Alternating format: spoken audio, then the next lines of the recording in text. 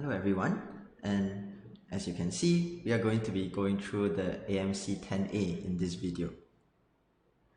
It is pretty unusual. In fact, it's the first time that the AMC10 and 12 have been held at the end of the year instead of the start of the coming year. So I think there's been some discussion of whether this should be called the 2021 or the 2022 AMC10 and 12, and that debate doesn't seem to have been resolved yet. So I'm going to take the middle road and call this the 2021-2022 AMC10A. For those of you who don't know, there is quite a lot of overlap between the AMC10 and the AMC12. So that means that the AMC12 has maybe about 14 or 15 identical questions to the AMC10. So I'm not going to go through both of them, but do feel free to check out the questions from the other contests that you didn't take today if you're interested. There have been many people, and there are still going to be many people who will review the AMC10, so I don't want to do exactly the same thing. My strategy for going through this will be that for the first 11 questions actually, I'm going to try to use primary school methods. I will say primary school plus because you might need one or two extra formulas like the volume of a sphere, which is usually taught in Sec 1. And then for the remaining questions, 12 to 25, I'm going to try to use SMO junior methods. So no trigonometry, no vectors, no very overly complicated coordinate geometry. But again, there are certain things like the discriminant and probability which are not really in the usual SMO junior syllabus. So I would say SMO junior plus. Without further ado, I'm going to get into the questions. But for those of you who have more competition experience and you have quite a lot of confidence that your first half is correct, please feel free to just fast forward to the middle of this video and look at the more difficult questions, because that may be of more interest to you. Alright, so let's dive right in. I'll try to go through the first 10 questions rather quickly. Question 1, what is the value of this? This is a computational problem. The numerator is 91 squared and the denominator is 169, which is 13 squared. So 91 divided by 13 is 7. So this is just equal to 7 squared, which is 49.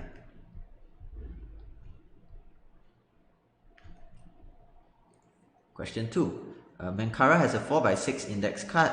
If she shortens the length of one side of this card by 1 inch, the area would be 18 square inches. So that's quite obvious. 4x6 became 3x6. And what would the area be if she shortens the length of the other side? So the other side means it would be 4 times 5, and 4 times 5 would be 20. Question 3.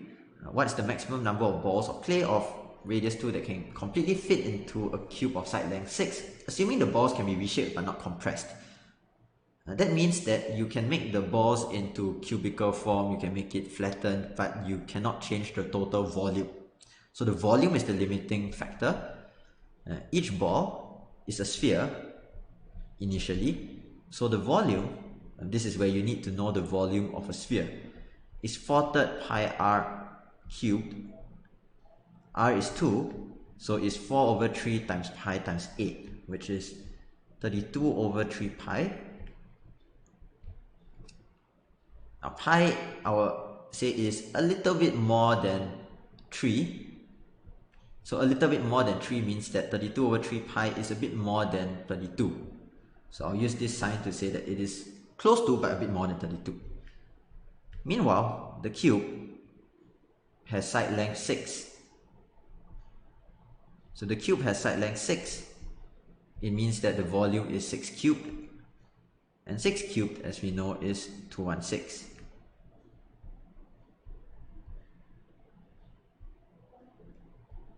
So 216 divided by 32, you can fit in 6, but not 7. So if you want to, you can do a more thorough bound and show that, okay, 32 over 3 pi is really less than 36. So you definitely can fit in 6. But I think for the AMC, you want to do it as quickly as possible. So just getting a good estimate would more than suffice. Alright, so on to question 4.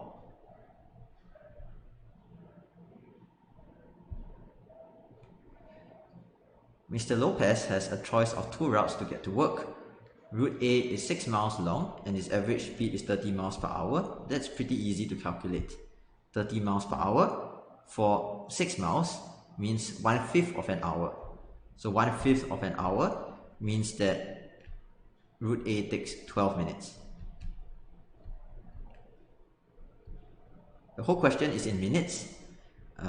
The final answer they're asking for is in minutes, so we can leave it like this. Route B is 5 miles long. Now his average speed along this route is 40 miles per hour, except for a half-mile stretch where his average speed is 20 miles per hour. So that means for B, there are 2 parts. There's the 4.5 miles stretch where he goes at 40 per hour, and then there's the 0.5 mile stretch where he goes at 20 per hour. This is the number of hours, and then the whole thing needs to be multiplied by 60. So the first one is 4.5 over 40 times 60 is 3 over 2 times 9 over 2 is 27 over 4. Other one is half over 20 times 60 is 3 over 2. So put this together, this would be 8 and 1/4. So 8 and 1/4 and 12, the difference is 3 and 3/4. That's question 4. Question 5. The 6-digit number 20210A is prime for only one digit A. What is A? Firstly, we can say that this is question 5, so it shouldn't be that difficult. We want to hopefully use some sort of elimination to get rid of some obvious choices. 5 is the most obvious choice. I can rule it out. The next thing I want to do is some divisibility test. 2 will not work because they are all odd, so the next thing is 3. For 3, the digit sum 5 plus A should be not a multiple of 3. So if it's not a multiple of 3, then you see, well, 5 plus 1 and 5 plus 7 will be multiples of 3. We have to rule that out. Now, we have already used 5 to rule out 5. The next divisibility test that is meaningful is 11. So for 11, the odd placed and even placed digits must be differing by a multiple of 11 for it to be a multiple of 11 overall. So I can look at A plus 1 minus 2 plus 2, which is A minus 3. So A minus 3 should not be divisible by 11. And it is pretty clear what this rules out. If A minus 3 is not a multiple of 11, then A cannot be 3, so A must be 9.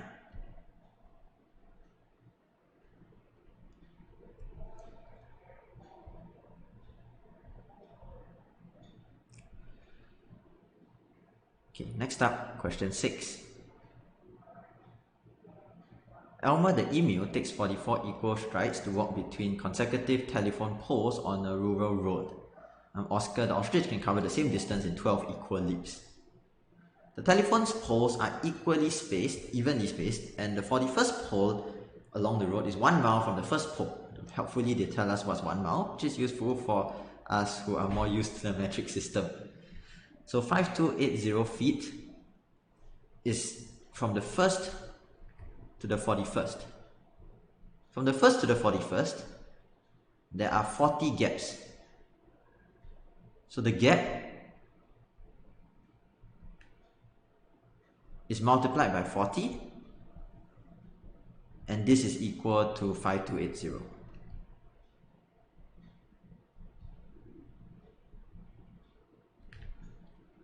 Okay, so I can divide. It means that the gap is 132 feet.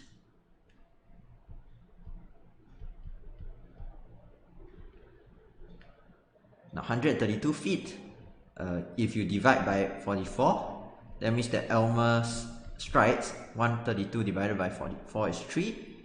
And for Oscar, 132 divided by 12 is 11. So the difference between 11 and 3 is 8 feet.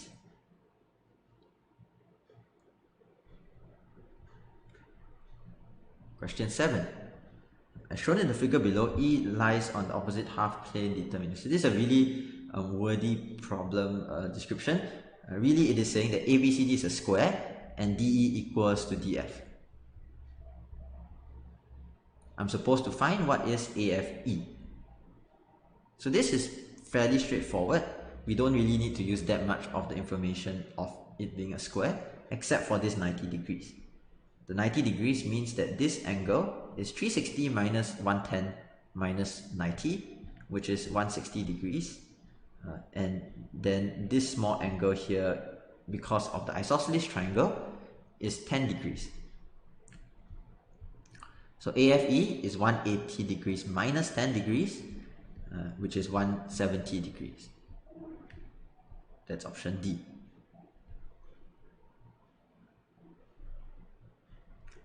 Question 8.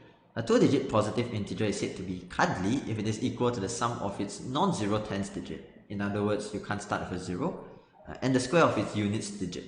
Now, how many 2-digit positive integers are cuddly? Okay, for any question on digits, you usually want to, well, write out the digits. So I'll write the number as AB, which can be interpreted as 10 times A plus B. Now this is also equal to the sum of its non-zero tens digit, meaning A, and the square of its units digit, so B squared. Okay, so I'm going to subtract A from both sides. So 9A plus B equals to B squared. And then 9A should be equal to B squared minus B.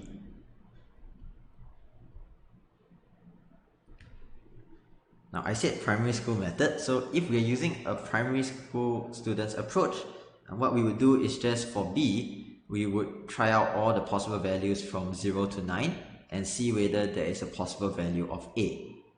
So 9 times A is equal to whatever this is. We check whether the right hand side is a multiple of 9. If we want to use a slightly more sophisticated approach, we can also notice that this can be factorized as B times B minus 1. So B times B minus 1 on the right hand side must be a multiple of 9. And the only way that can happen is that B is a multiple of 9 or B minus 1 is a multiple of 9. But B is a multiple of 9 tells you that B is 9 works, and when B is 9, A is 8. If you try B equals to 1, this tells you A is 0, and that's not allowed because your tens digit should not be 0. So we conclude that there's only one way to do this, which is the number 89. A is 8, B is 9.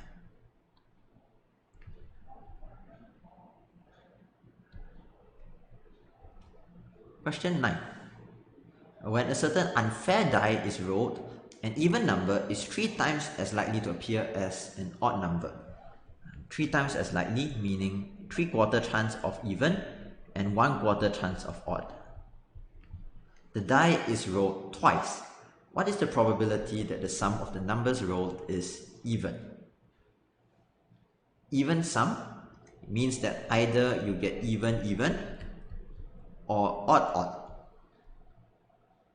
Even would be 3/4 squared, 3/4 times 3/4, and odd would be 1/4 times 1/4. So this is 9 over 16 when both are even.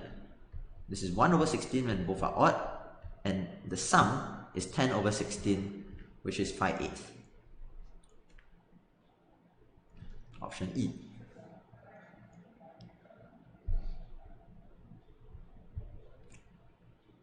Question 10. A school has 100 students and 5 teachers. In the first period, each student is taking one class and each teacher is teaching one class. The enrollments in these classes are 50, 20, 25, and 5. This is a rather strange way to organize a group of students. Well, T is defined as follows, S is defined as follows. What is T minus S? Okay, so they're asking us to basically calculate two things.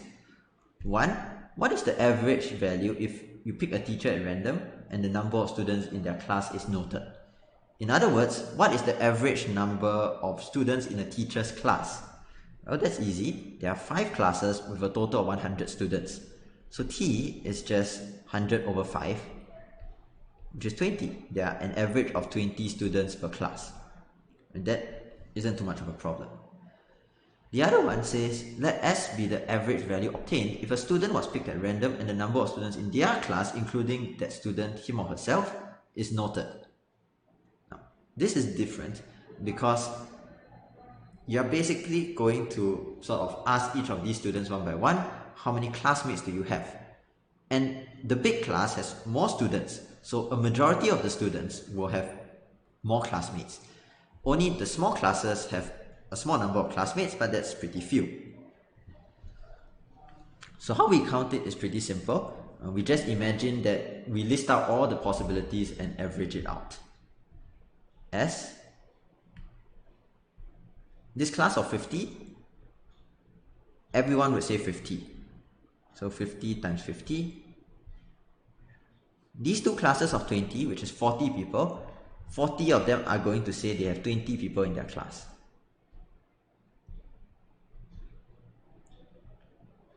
And finally, there are 2 classes of 5. That means that there are 10 students who will say that there are 5 students in their class. So 10 times 5. We want the average, so this is divided by 100. You can calculate rather easily that this would be 33.5. So the difference between T and S, T minus S, is minus 13.5.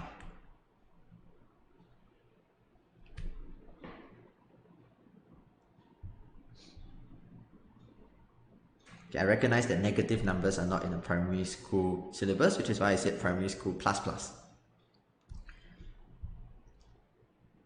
Okay, question 11. Emily sees a ship traveling at a constant speed along a straight section of a river. She walks parallel to the riverbank at a uniform rate faster than the ship. She counts 210 equal steps walking from the back of the ship to the front, and walking in the opposite direction she counts 42 steps of the same size from the front of the ship to the back. In terms of Emily's equal steps, what is the length of the ship? So this question is basically saying that at first she's walking in the same direction as the ship, and so she's catching up with the ship.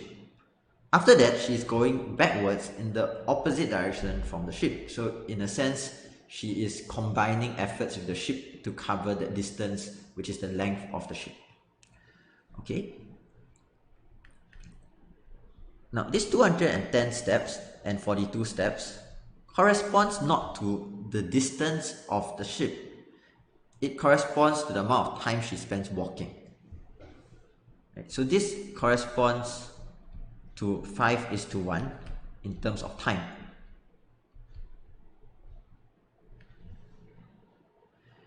In terms of the effective speed,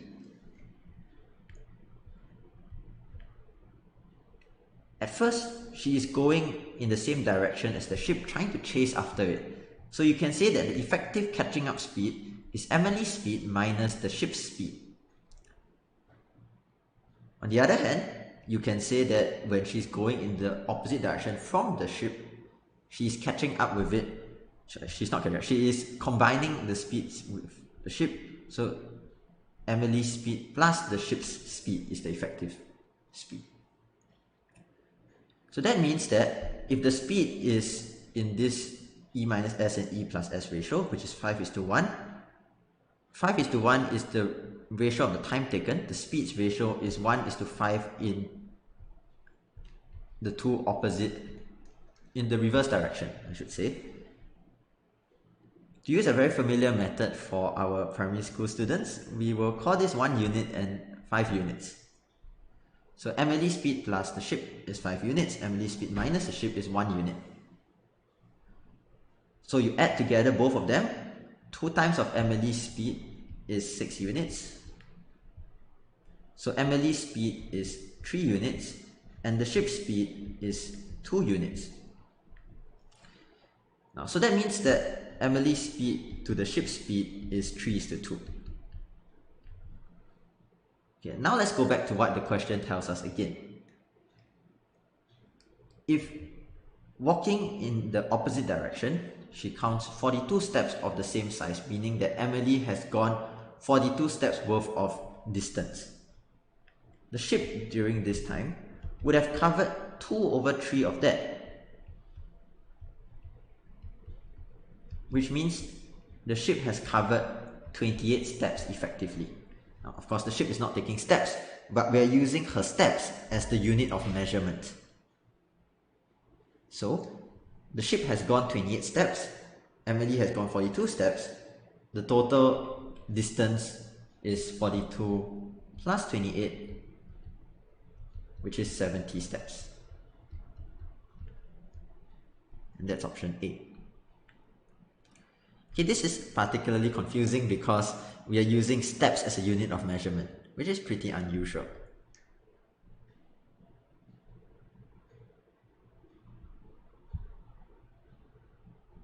Okay, question 12.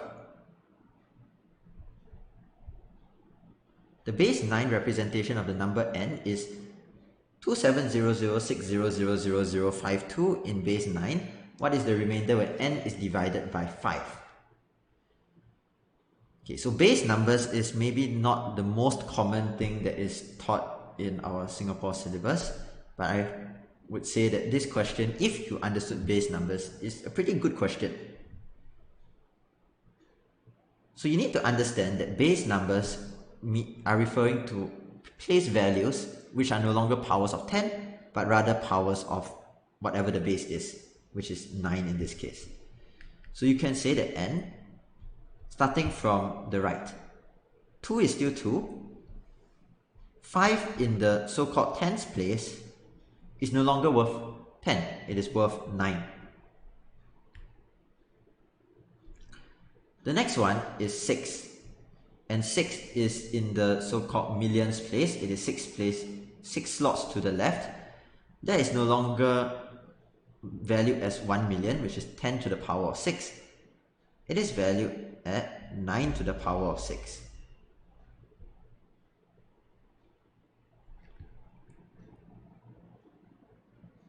So 6 times 9 to the power of 6, and then similarly I can write down 7 times 9 to the power of 9, and 2 times 9 to the power of 10.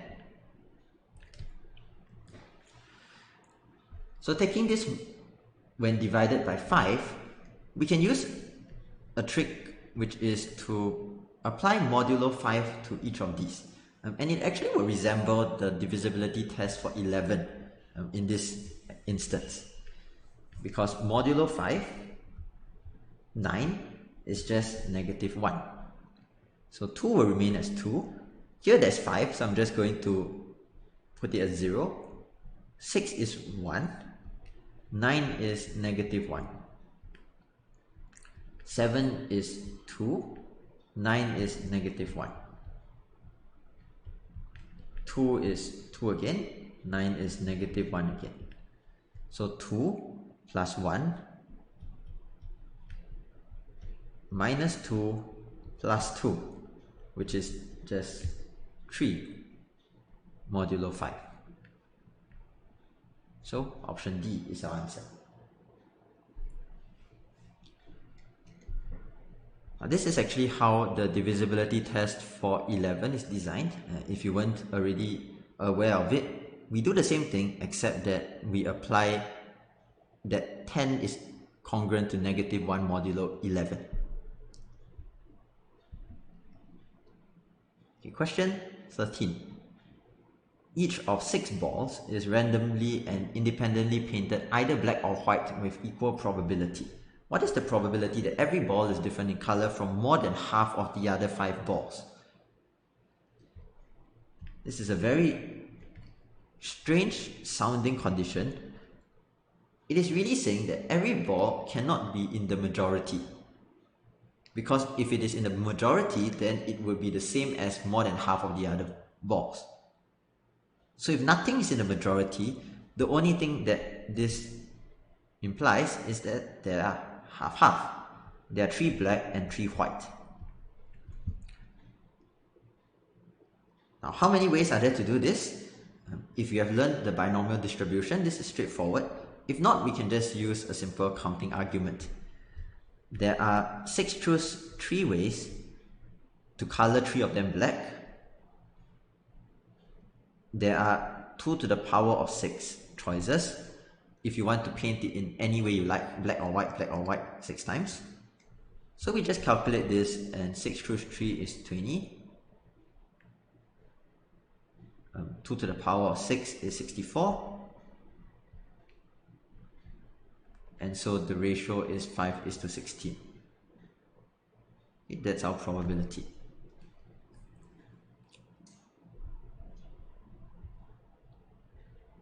As you can see, we are moving along pretty quickly. It's been just 20 over minutes and we have done until question 13. So the difficulty of an AMC paper really depends on what your objective is. If your objective is to qualify for the AIME, the AIME cutoff usually is hovering in the slightly over 100 range, which means that 15 questions is pretty much enough. So based on that, if you are targeting the AIME, the difficulty lies in getting 15 questions correct, which usually is a matter of being able to solve the question. You're not going to run out of time. However, if you are trying to do something like get a really high score in the 120s, 130s, the difficulty of that paper lies at the back, which we're going to get to pretty soon. So question 14, on that note, is not an easy question.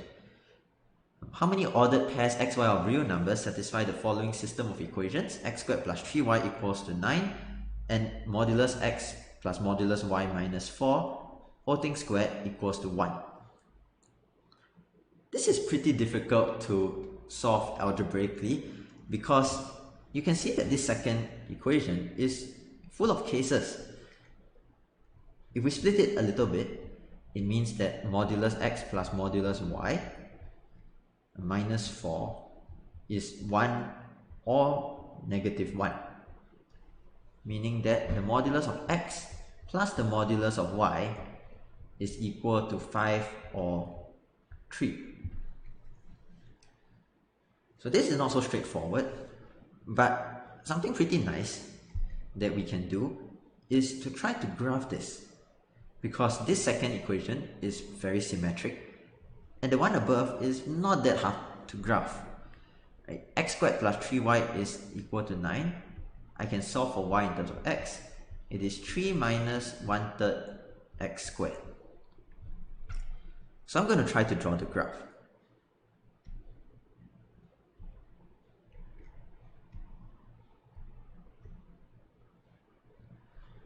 Now firstly, I'm going to draw the graph of the absolute value ones.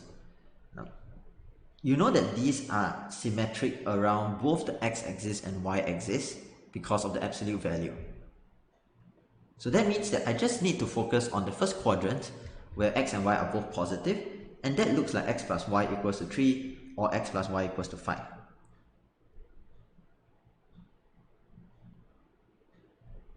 So that is in the first quadrant. Now you reflect and you reflect again, you realize that it just gives you 2 of these squares.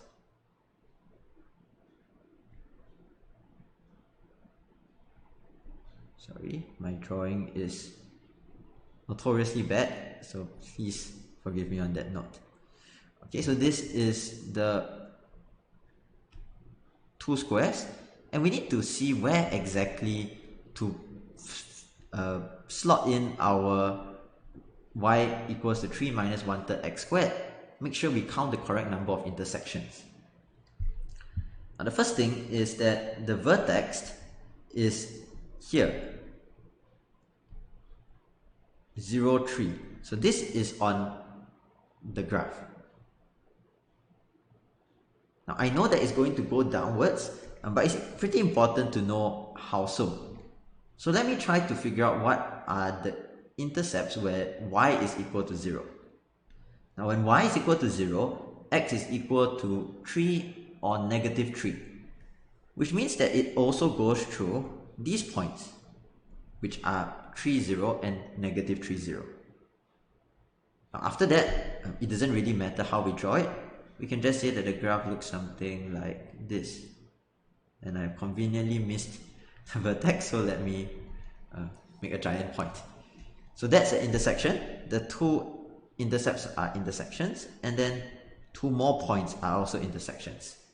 So that comes up to a total of 5 intersections, which is 5 ordered pairs.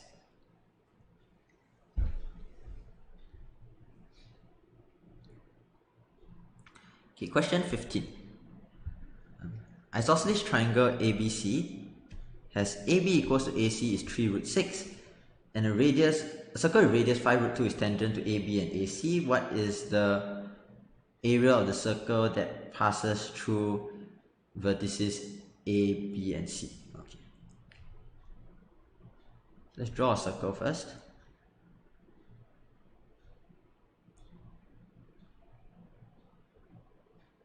I don't know how the isosceles triangle is going to look like, but this is just an estimate of what it may be. So this is 3 root 6. This is 3 root 6. And the circle is tangent to AB at B and AC at C. So it's not inscribed inside the isosceles triangle. It is something like this.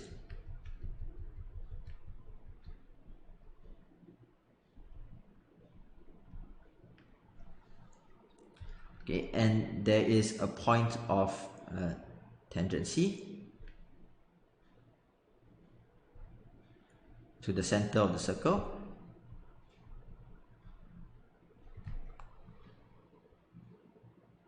Now if you notice, I'm drawing it on as if it is on this circle, and that actually is the case. Because if this is 90 degrees, it means that I'm actually going to have this line pass through the diameter, the other end of the diameter from A. And likewise, because this is a right angle, so it should also pass through this same point. So if both of them pass through the same point, it means that they actually are going to intersect at that point on the circle. So this is pretty convenient, because if this is 5 root 2 and this is 3 root 6, then we just use Pythagoras theorem to find out the diameter of the circle. Right, so diameter squared equals to 3 root 6 squared plus 5 root 2 squared. The first one is 54, the second one is 50, so it is 104. The diameter squared is 104, means that the radius squared is 1/4 of the diameter squared, since the radius is half the diameter. It is 26, and correspondingly the area is pi r squared, which is 26 pi. Okay, that's question 15. So my guess is that if you did questions 1 to 15 correctly and left the rest blank, you are pretty much on the cusp of, if not guaranteed, AIME qualification. Okay, now we get to some more interesting questions. Question 16. The graph of fx equals to absolute value of floor of x minus absolute value of floor of 1 minus x is symmetric about which of the following? Okay, so this is interesting. And another graph question. I would say we should just go and draw it. We should just draw it because if I were to say I know which one it is, just by looking at it, probably I'm lying. So you should check it out. The good thing about the floor is that we don't have to worry about the decimals. We only really have to see the integer points where they go to, and then the portion in that whole length 1 interval, let's say from 1 to 2, 2 to 3, 3 to 4, is going to just follow it for the most part. Okay, so let's check. If I substitute in 0, I get 0 minus 1, so that's negative 1. If I go from 0.1, let's say, until 1, so 0.1 to 0.9, both of these are going to be the same. It will both be 0, so it will continue on until I substitute in x equals to 1. If I substitute in x equals to 1, then f of 1 is equal to 1 minus 0 is 1. Okay, so I guess I was a bit mistaken. You do actually consider the part in between, but what I was trying to say is that within that whole interval, let's say from 0 to 1 excluding the endpoint, 1 to 2 excluding the endpoints, they all behave the same way.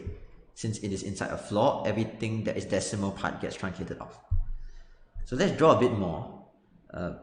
Let's say from 1 to 2. So this would be 1, absolute value of 1 is still 1. This would be negative 0 point something. You take the floor of it, you will get 0. So you get 1 minus 0, so it will continue as something like 1.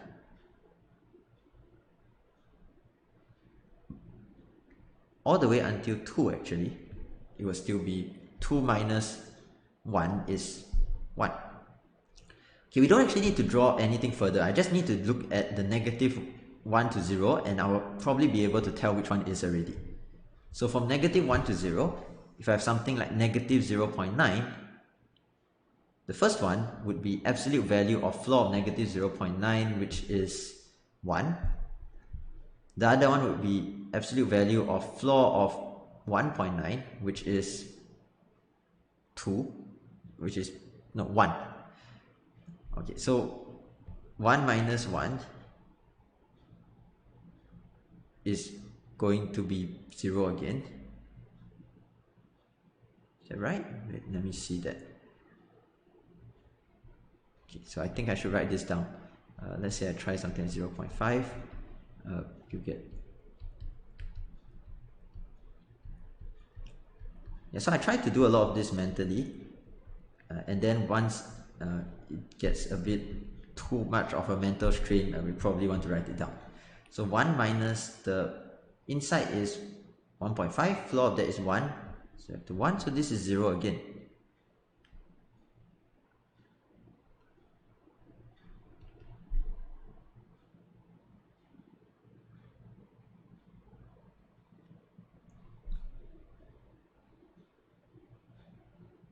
Oh, okay, I think I made a mistake. Okay, so so far, if you look at this, doesn't seem to satisfy any symmetry, so I probably should check this a bit more carefully. If we do something again like f of 1.5,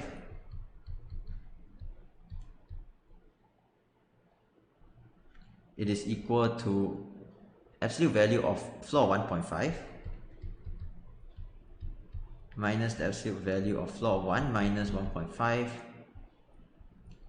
which is 1 minus absolute value of negative 1. So that's also 0. Okay.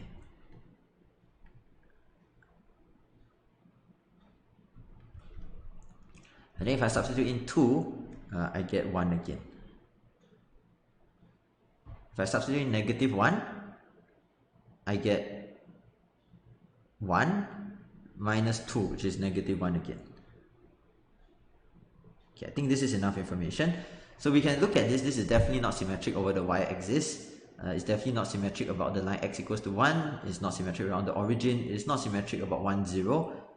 It is symmetric around the point half 0. Okay, so that was a bit messy because I made a calculation error. But if you were to just put in a few points, it more or less is enough to solve this as a multiple choice problem. Okay, question 17. An architect is building a structure that will place vertical pillars at the vertices of regular hexagon A, B, C, D, E, F, which is lying horizontally on the ground. Okay, so let me try to draw a regular hexagon first.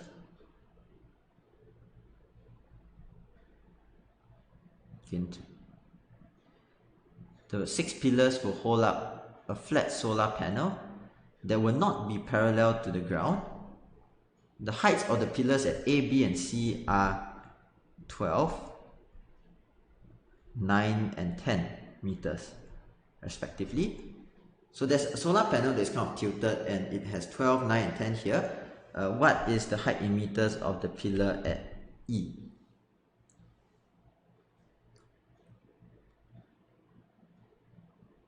This is a nice question. Now the idea is that if you visualize a plane, so a plane like in the 12, 9, 10 meters above the ground, what you have gotten from those heights is this. If I were to move from here to here horizontally by 1 unit, the height goes up by 1. If I go from here to here, the height goes up by 3. Now that will apply anywhere on the plane because the plane is straight. So which means that if you move 1 unit to the right on the ground, the height will always plus 1. And so this is going to be my idea. I'm going to continue like that.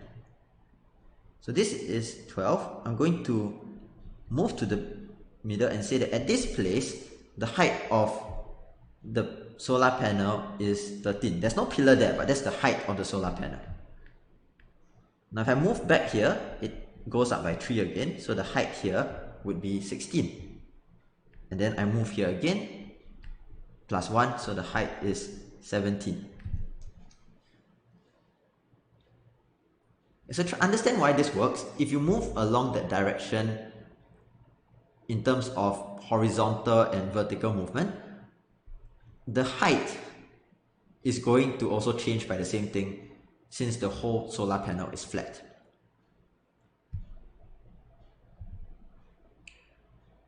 Question 18. A rectangular field is partitioned to a 2x2 grid of 4 rectangular sections. In each section, the farmer will plant 1 crop: corn, wheat, soybeans, or potatoes. The farmer doesn't want to grow corn and wheat in 2 sections sharing a border. Farmer does not want to grow soybeans and potatoes in any 2 sections that share a border. Okay, so really what's going on is that there are 2 pairs of crops that are not allowed to be next to one another. Other than that, no restriction. So here's one possible way we can count this. Let's just call them A, B, C, D.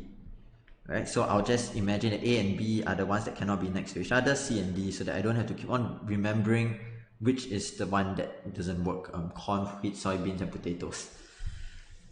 Now I'm going to try to fill in the diagonally opposite ones first, because those are actually going to have no restriction on one another. Now, if we just wanted to put the 2 diagonally opposite ones, there are 4 times 4 ways. There are 16 ways. But out of those 16 ways, I can't just continue from there. It depends on whether they are the same or different for us to know how restricted the neighbors are. So there are 4 ways in which they are the same, and there are 12 ways in which they are different. If they are the same, then I only have 3 choices for these. Whichever one is disallowed will be the same constraint from both of them. So it will be times 3 times 3. If they are different, then I only will have 2 choices for each of them. So times 2 times 2. So 4 times 3 times 3 is 36. 12 times 2 times 2 is 48. In total, we get 84 ways to plant crops.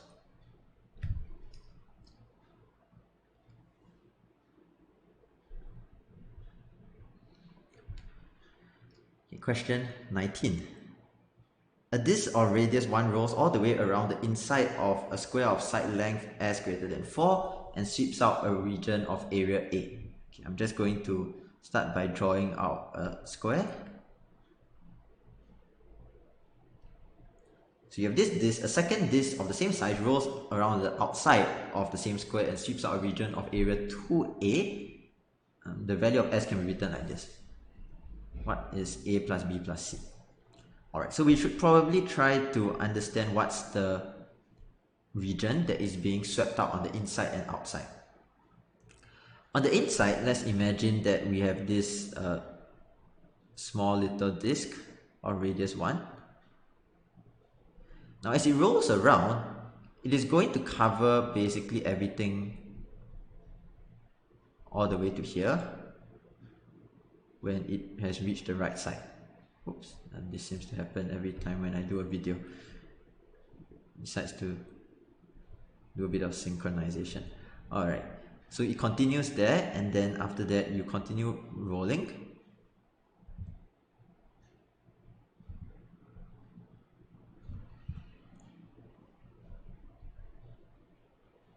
Until it reaches the corner, and then likewise here as well. So if you're on the inside, you realize that more or less you have covered everything in the outer region.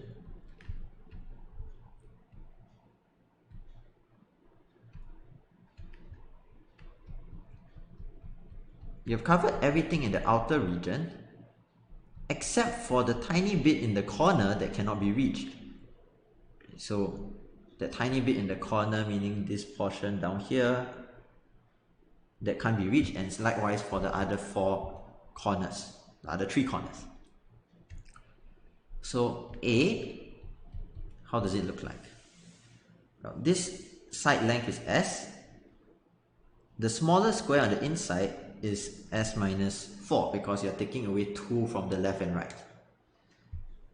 So it is the whole square minus the inner square minus those 4 little bits put together.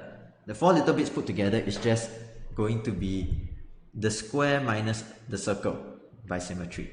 So the small square of radius 2, sorry, of side length 2 minus the circle of radius 1. Okay, so let's write this, simplify it.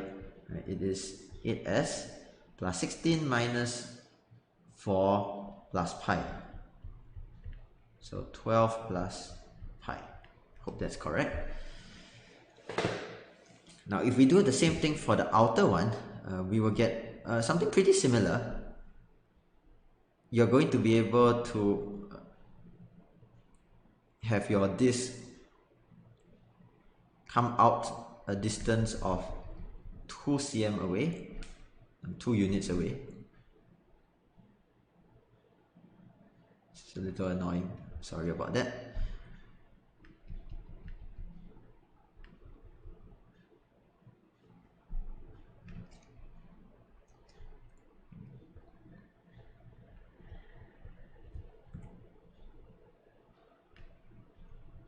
Okay, I hope that's the last we'll see of synchronization. You move around all of these, and you're going to get all of these, plus when you are pivoting around the corner, you're basically starting from this corner, and the furthest you can reach is based on this diameter of length 2. So you're going to have a curved region here, which is a quadrant.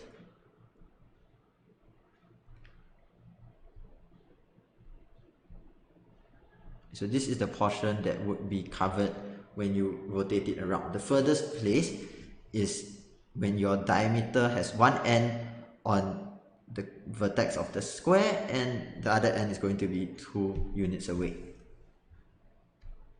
So therefore, we can also calculate this. That region, firstly, there are 4 of these rectangles. Each rectangle is S by 2.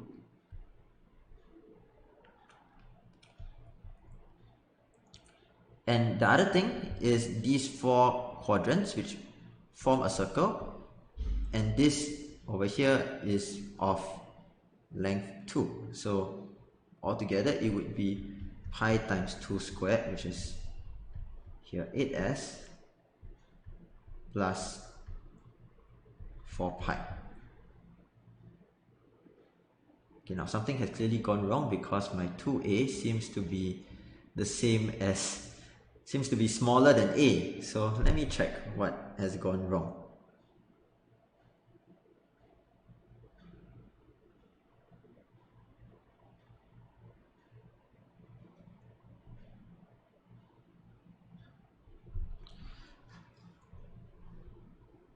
So on the inside, the square is s by s, and this portion is s minus 4 squared.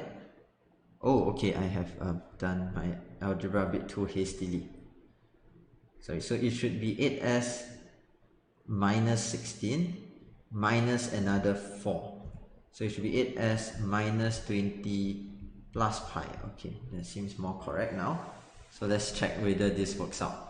So if we solve the equation, 8s plus 4 pi equals to 2 times of this. So 16s minus 40 plus 2 pi. So 8s is equal to 40 plus 2 pi. So s is equal to 5 plus pi over 4. So that means that a is 5, b is 1, c is 4, and our answer is 10.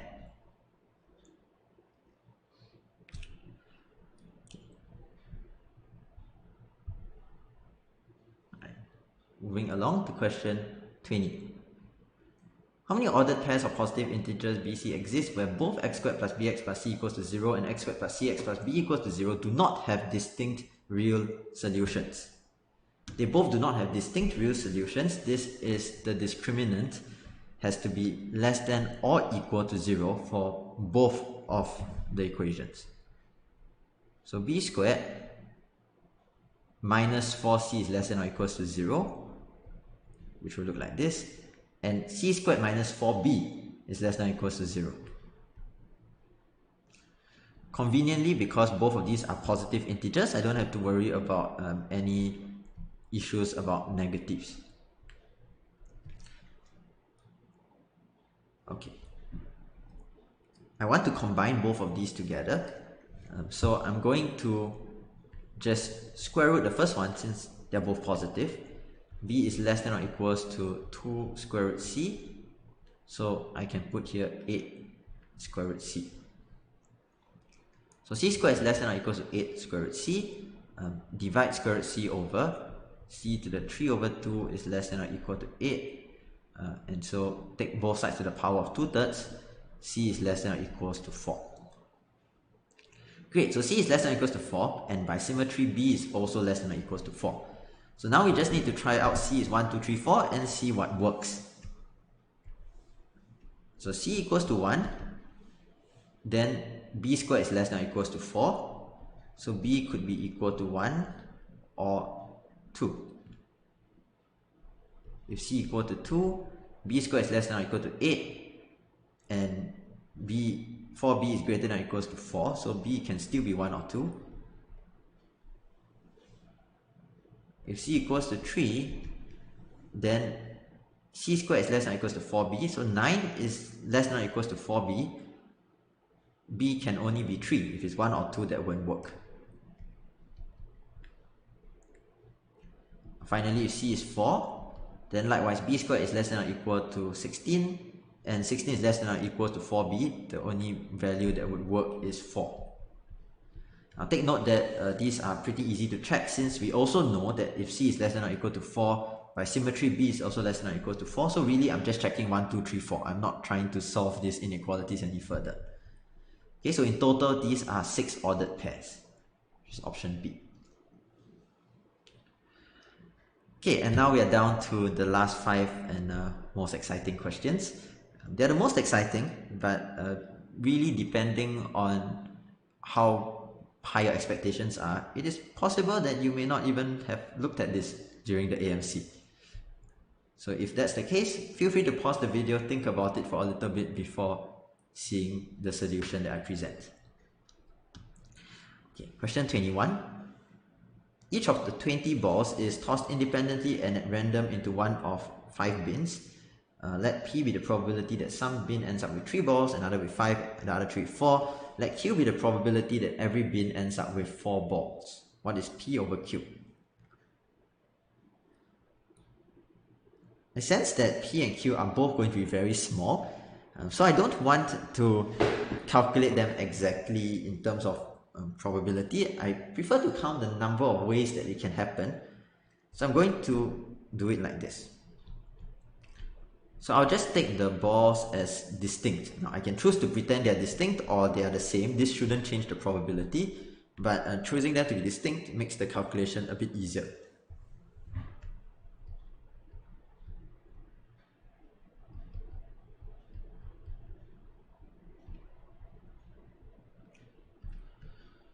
Now the number of ways is what I'm going to count. Right? So I'll use capital P to mean number of ways to get the first scenario, and capital Q to be the number of ways to get the second scenario. Now the second scenario is pretty easy actually. Okay, I should say balls and the bins to be distinct. So the boxes slash bins are also distinguishable. We can assume that it doesn't change anything. So if I take the bins to be distinct, I can say how many ways are there to put 4, 4, 4, 4, 4.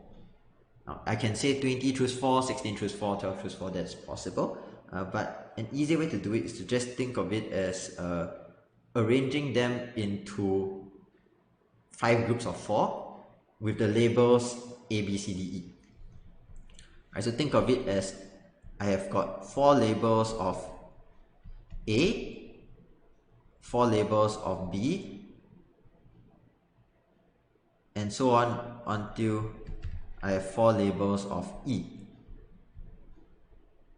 So I label each of them, and labeling each of them is equivalent to arranging it in a row of 4 A's, 4 B's, 4 C's, 4 D's, and 4 E's. So this is 20 factorial over 4 factorial to the power of 5.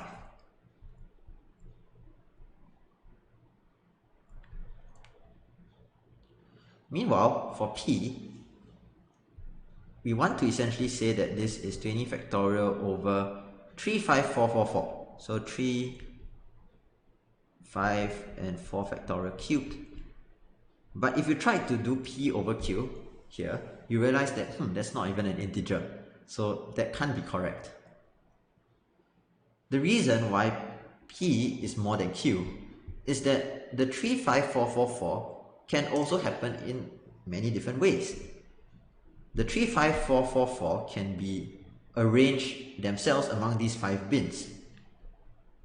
And the number of ways to arrange the numbers 3, 5, 4, 4, and 4 is 5 factorial over 3 factorial.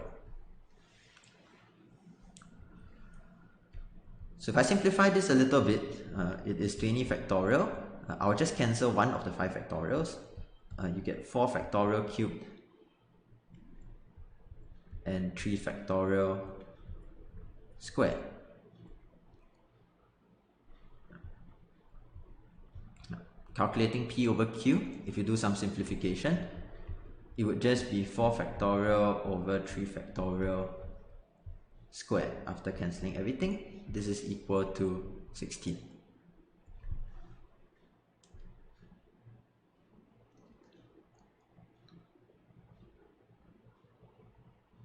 Yeah, so for this case, just to clarify a bit, I mean that the 3, 5, 4, 4, 4 could be 3 into bin A, 5 into bin B, 4 into bin C, 4 into bin D, and 4 into bin E. But this portion here can be rearranged as well. So which of them you want 3, which of them you want 5, which of them you want 4, you can choose that as well, which is where the 5 factorial over 3 factorial comes in.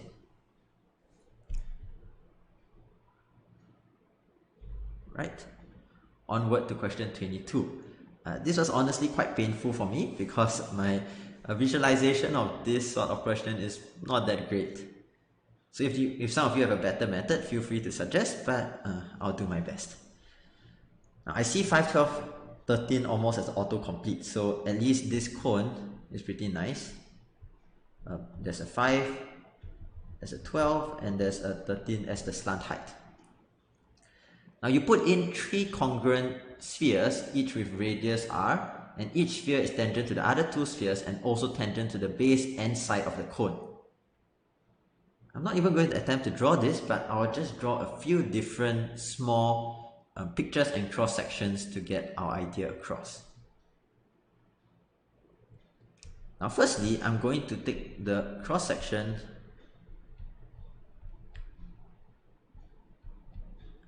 that goes through the center of the spheres. Now this cross section where you have the center of the spheres, meaning that the level at which the 3 spheres are all touching each other at. Now at that level where they're all touching, you have got this nice equilateral triangle with side length 2r, where r is the radius of your small sphere. But the problem is that the cone is actually not touching them there. You realize that the cone, because it's slanted, is touching them slightly higher. So at this point, the cone is actually kind of enveloping it but not touching it. Otherwise, that would make our life a lot easier.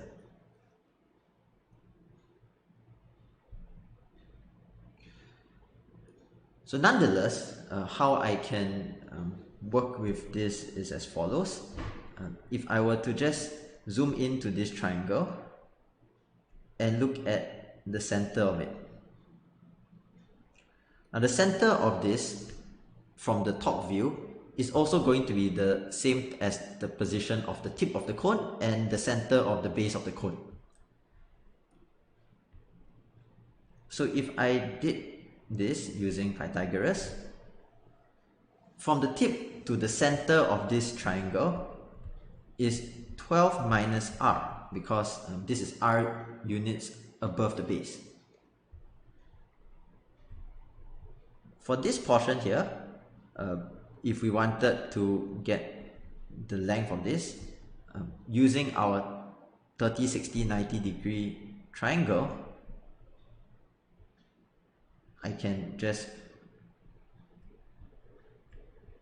bisect something here. This is r, and the ratio is 1:2:3.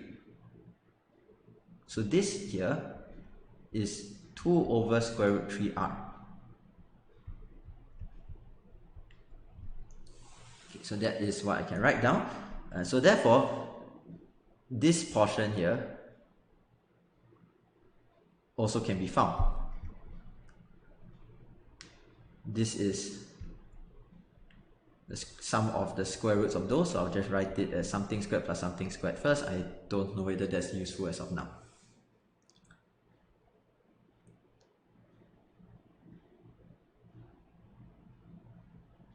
Now, I am not done yet, of course. You might be wondering, what is the point of this 2√3r? Well, here's the idea. If we focus on the base, the points of tangency look somewhere like that, where it touches. This is the actual center of the base. So now we have found that this portion here is 2/3r. If you can find the distance from the center to the edge of the base,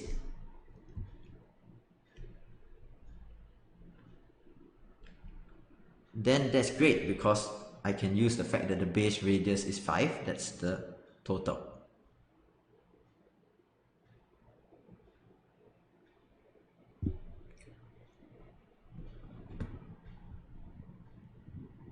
So the question is, how do we find that distance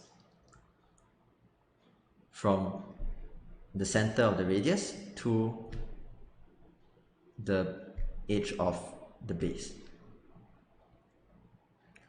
Well, I'm going to now draw a front view of the cone.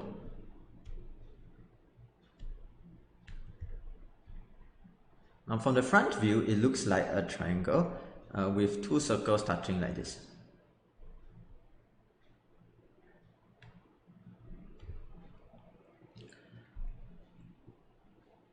And what I want to find is the distance from here to here. Okay, that looks horrendous. I want to find this distance. I know that this is 13, and I know that this is equal to this because it is just equal tangents.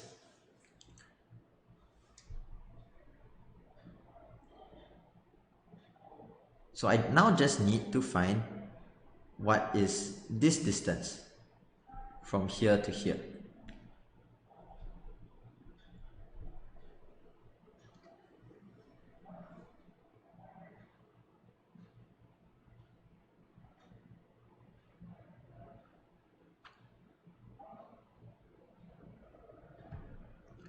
But that distance is actually equal to, gosh, I apologize for my drawing. That distance from the tip to here is the same as the distance from the tip to the point of tangency over there. And that distance is actually precisely what we would have over there. The 12 minus r and 2 over root 3r, the hypotenuse of that is precisely that distance.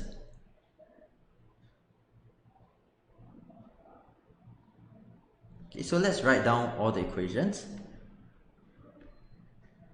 And I will invite someone who can do a much better drawing than me to suggest improvements. So it means that this length is the square root of 12 minus r squared plus 2 over root 3r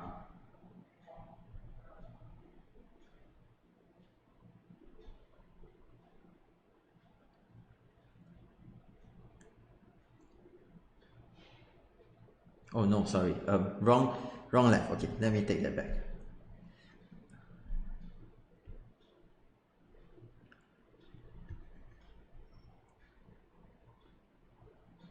Okay, let me correct myself.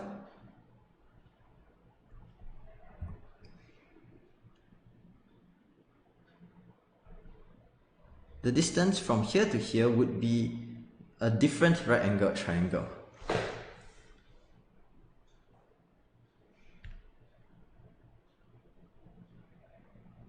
The distance from here would be the right-angled triangle where the height is still 12 minus r, but you're going to the midpoint of the opposite side. That's terrible timing. Yeah, this is the height you want. You want it to touch down here. So I have 12 minus r. This distance here is 1 over root 3r, not 2 over root 3r.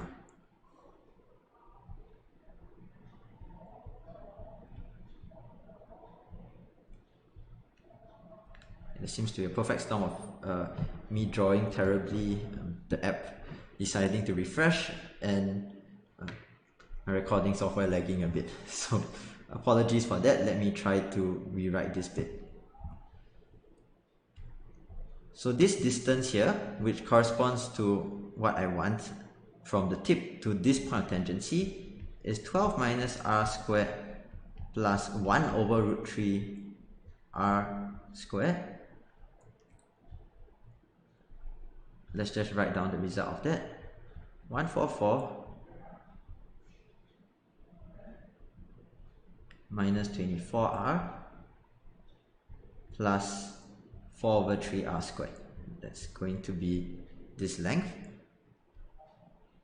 And this length here would be 13 minus that.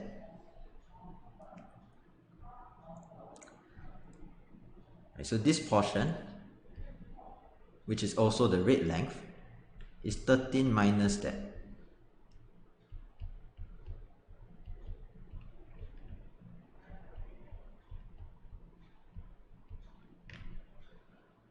So I need this plus this to be equal to 5. Thankfully, we are not actually that far off, but let me just write that in.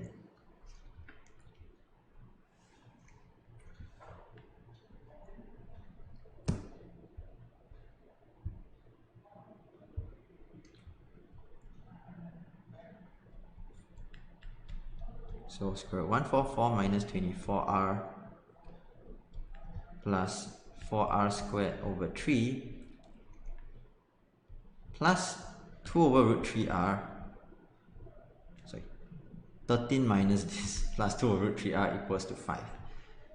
This is a horrendous mess, but the solving of this is quite okay. If you move the 5 over and you square both sides, this turns out to be a linear equation.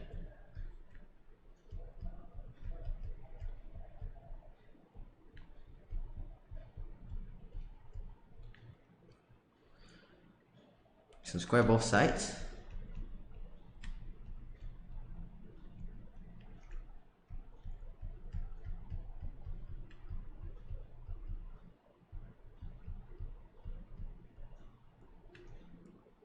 Yeah, so there's a 4r squared over 3 here. I almost forgot to write it because mentally I'm ready to cancel it out already. So move things over. You get 32 over root 3 plus 24r equals to 80. We're almost there. So I'm going to skip the specifics of rationalizing the denominator. So just divide over and rationalize. After that, you would find that option B is the correct answer.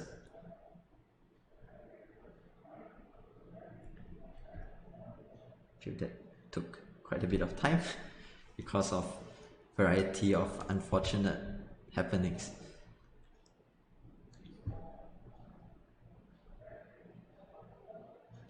Okay, the other questions to me are actually a bit easier than that in terms of visualization. Gives me a bit of a headache.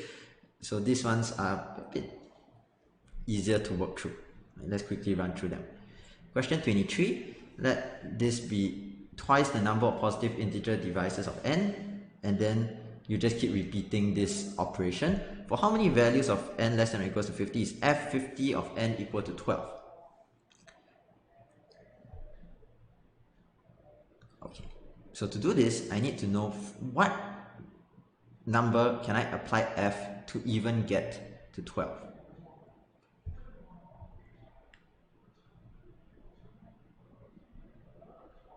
So if let's say that f1 of n, so you apply it one time, you get 12.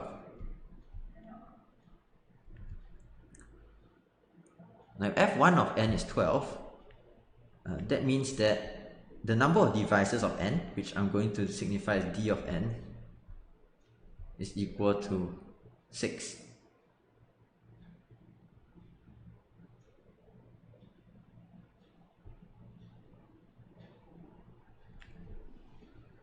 The number of divisors of n is 6, means that n must have a prime factorization of p squared times q, because 6 is 2 times 3, so it could be p squared times q or p to the power of 5, where p and q are prime numbers.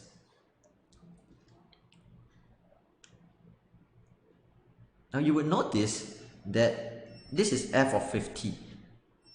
Right, so since this is f of 50, you are just repeating it many times. So for it to actually have f of 50 and equals to 12, you are saying that f1 of f49 of n is 12. So this f49 of n must look like either of this. But f49 is also twice the number of positive integer divisors. So this one must be even. Specifically, that means that this P and Q, one of them has to be 2. So F49 of n could, if we just now go through all the possible ones, and we stop below 50 because it says n is less than or equals to 50, you can't actually go beyond that. It's quite easy to see that a number can't have that many divisors. So F49 of n can be 2 squared times 3, 5, 7, 11. It can be 2 times of 3 squared or 5 squared.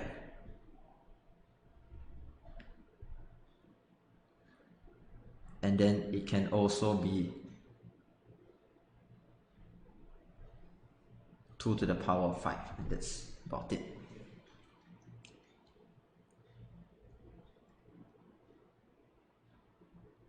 So we want to backtrack a bit further and say, well, how many more branches are there if we move back? Well, there aren't that many because 12 is already really big as a number of factors, and 12 in fact is here. So if 12 is here, it means that if you end up on 12, it would just keep looping back to itself. So all of the ones that I wrote here are already 7 possible answers. You can have 12 itself,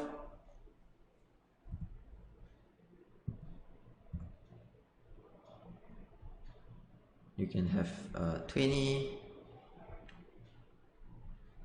2 squared times 7 is 28, 2 squared times 11 is 44. So all of these will, if you start there, it will jump straight 12, and then from 12 it just goes 12, 12, 12, 12, 12, 12, 12. So 32, 18, and 50. So that's 7. But we're not done yet, because there are other ways in which you could have landed up on one of these. So let's see what other ways that could be. Now, you could have started off at something that isn't even, but it landed on 12. So what else could go to 12? Well, you could have 3 squared times 5, which is 45.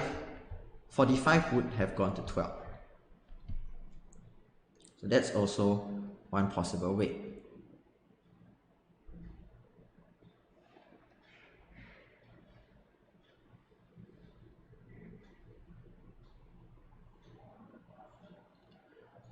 Are there any other ways that this could happen?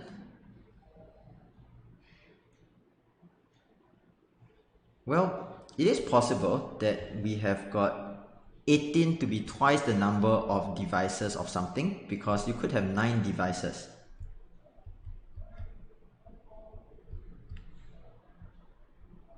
So 9 divisors, you can't fit an 8th power inside, but you can fit in p squared times q squared. So you can have 2 squared times 3 squared inside, and this is one more that works out, because that is 36. 36 is going to have 9 divisors, that goes to 18, and then 18 goes to 12.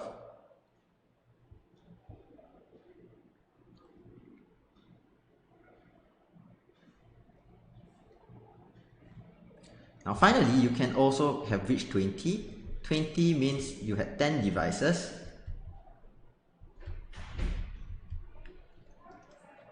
And so if you have 10 divisors, 10 divisors could have been p to the 4q. 5 times 2 comes from power 4 and power 1, and that could have been 2 to the 4 times 3. So 2 to the 4 times 3 is 48, that can fit, and nothing else would fit into 10 divisors.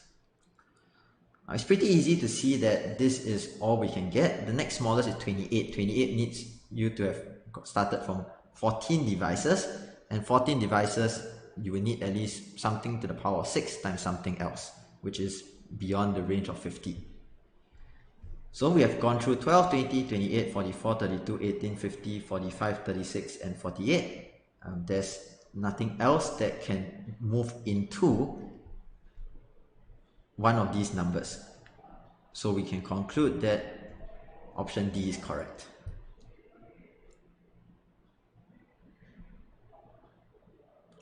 Okay, question 24. This is a bit easier than you would think from question 24 actually. So each of the 12 edges of a cube is labeled 1 or 0.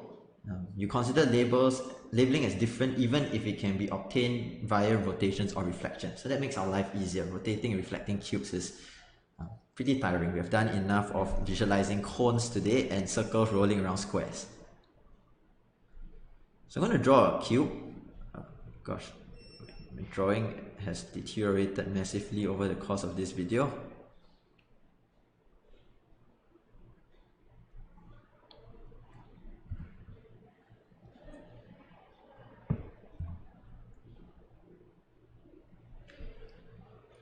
So we need to make sure that the sum of the labels of the edges on each of the 6 faces is equal to 2.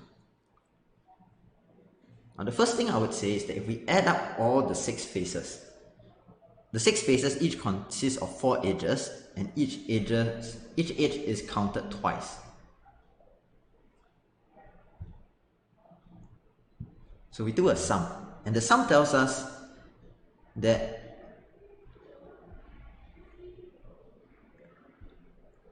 the total is 12. The total is 12, but each edge is counted twice. So which means that the number of ones should be 12 over 2.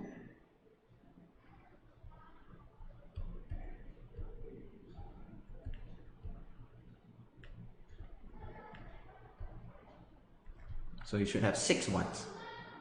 So now I just want to distribute the 6 ones. I'm going to actually split in cases in the following manner.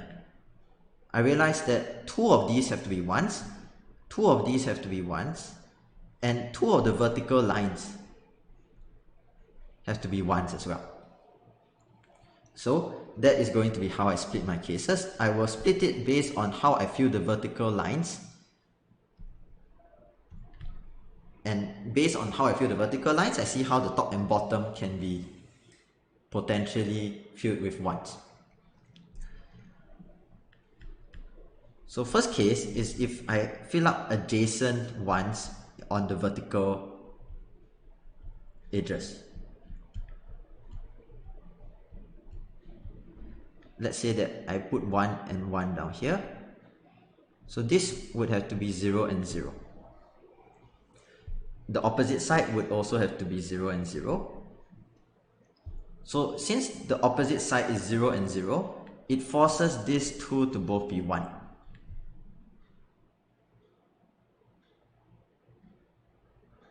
Since those are the only other 2 edges I could fill to satisfy the opposite face.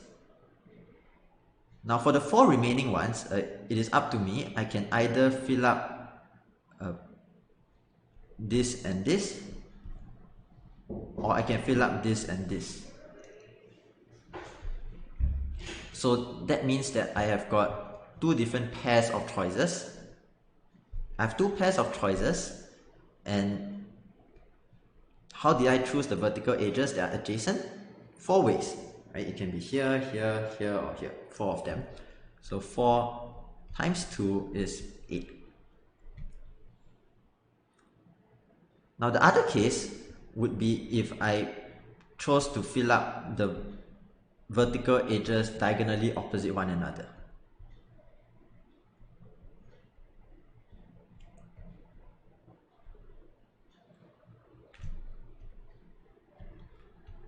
If I chose to put a 1 down here and down here,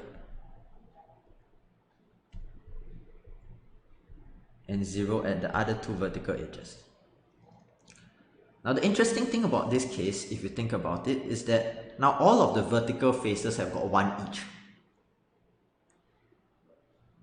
Meaning that I can do anything I want at the top. Right, so out of the ones at the top, I can do anything I like, and the bottom would just have to do the opposite. Because I have 4 more edges, and each edge satisfies 1 of the vertical faces. So I put 2 at the top, the bottom does the opposite. So if they are opposite ones, there are 2 ways to put the vertically opposite ones, and then the top, there are 4 choose 2 ways to label 2 of them for 1, and the bottom, can be just doing the opposite, so no choices there. That is 12 ways. So in total, 8 plus 12 is 20.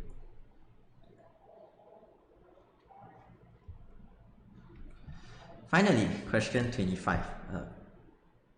For question 25, a quadratic polynomial with real coefficients and leading coefficient 1 is called disrespectful if px equals to 0 has exactly 3 real roots.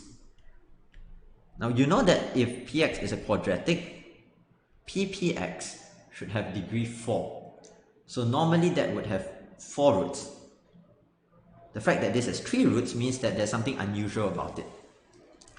So let's start by calling the roots R and S, or P and Q. Okay, let's not use P and Q.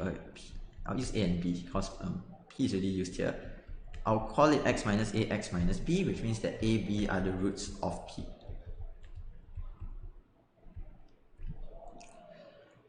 Now for px to be 0, it means that px equals to A or px equals to B. And altogether, these have 3 roots in total.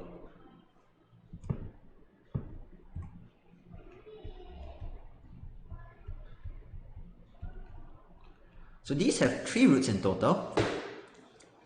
And if these have 3 roots in total, it means one of them has 1, one of them has 2. Now let's suppose that this has 1 and this has 2. Now graphically, this is how it looks like. It means that let's say that this is B and this is A. B is somewhere here and it gives me 2 roots.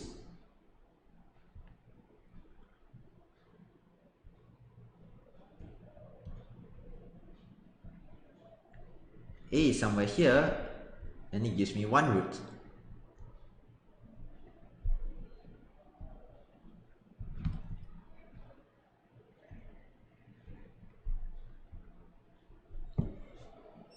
So therefore, this also has the conclusion that the minimum of px is exactly A. And you know that the minimum happens at the vertex, and the vertex occurs at the line of symmetry, which is A plus B over 2.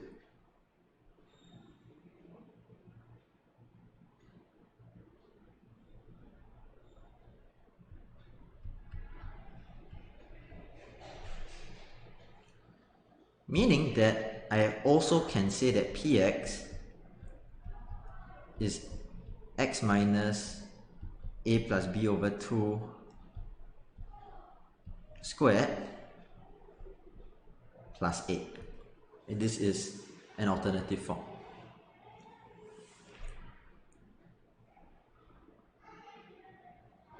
Now let's try to equate these two and compare coefficients. Or rather, maybe I can just substitute in x equals to A into these. Right, so because A is a root, it means that now A minus B over 2 squared plus A is supposed to be 0.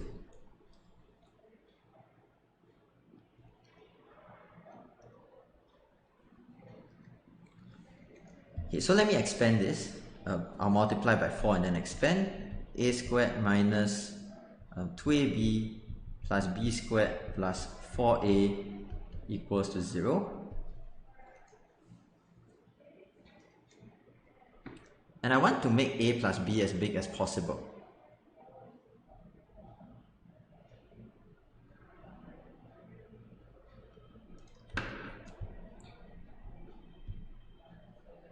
Because a plus b is the sum of roots. Okay, so let's just continue our working here.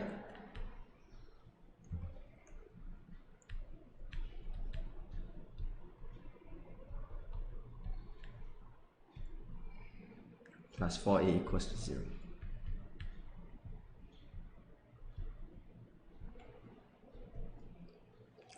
So I can solve for b in terms of a.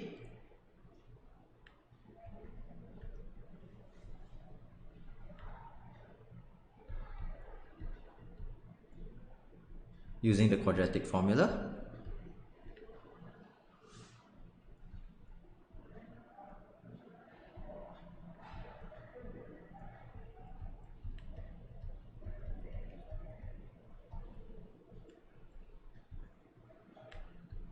Okay, and I'll simplify this. This would be a plus or minus the square root of 2 square root of a.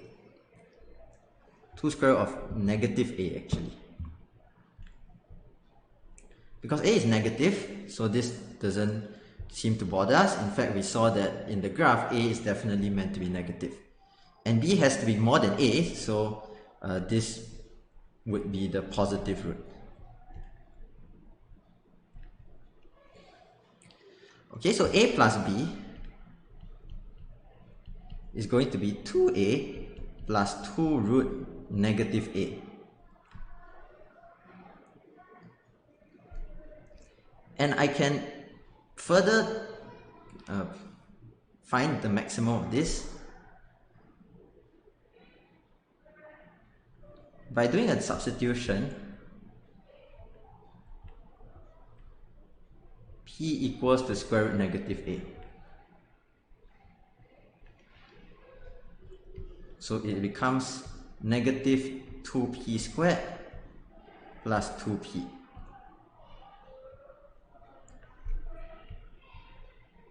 So I'll complete the square one last time.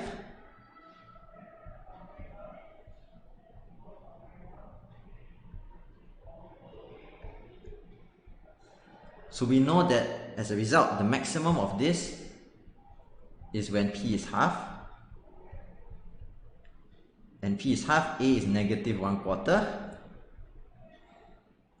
And in fact, so this is within the range, which is just to be a quick check. A plus b is half, is the maximum.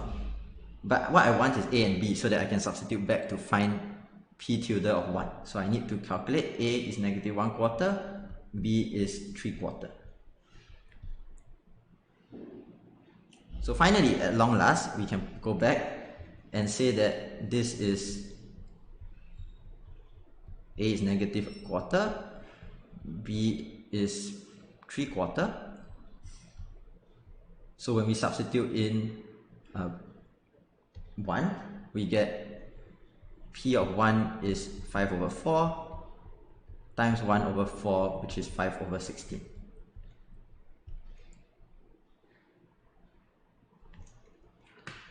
Right, and with that, we are finally done with the problems from this AMC. Okay, I apologize for the technical difficulties. These questions were just released, so I didn't really have much time to plan out a more well-organized set of solutions. But this is almost me doing a live solve, with the exception of a couple of questions which I had thought about in advance. Okay, so thanks for watching. I'm going to end this video here, and feel free to leave any comments or any suggestions in the comments below. So thank you very much, and hope to see you again sometime soon.